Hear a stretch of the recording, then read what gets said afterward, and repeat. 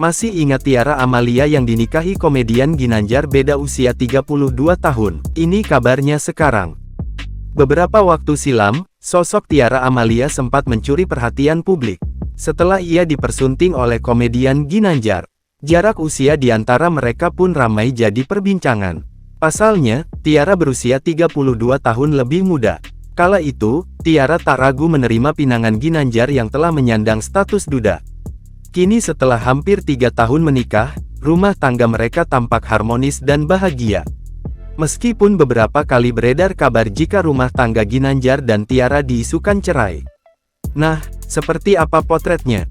Berikut ulasannya. Pada tanggal 29 Desember tahun 2019 silam, komedian Ginanjar mempersunting seorang wanita cantik bernama Tiara Amalia.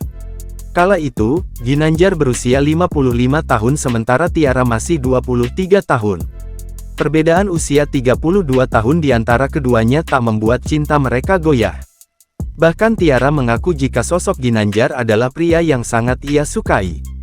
Kehidupan rumah tangga keduanya pun sempat diterpa gosip miring yang menyebutkan jika Ginanjar dan Tiara akan bercerai. Namun, kabar tersebut dibantah oleh keduanya. Bahkan, mereka kini terlihat jauh lebih bahagia. Terlebih, Tiara dan Ginanjar juga telah dikaruniai seorang anak laki-laki yang begitu lucu dan menggemaskan. Tiara pun membuktikan jika perbedaan usia yang cukup jauh tak membuat hubungan terganggu. Bahkan kini mereka semakin melengkapi satu sama lain. Pelawak yang akrab disapa Ginanjar tergabung dalam grup lawak 4 sekawan bersama dengan Dery, Eman, dan Komar. Mereka dikenal luas melalui komedi situasi berjudul Lika-Liku Laki-Laki.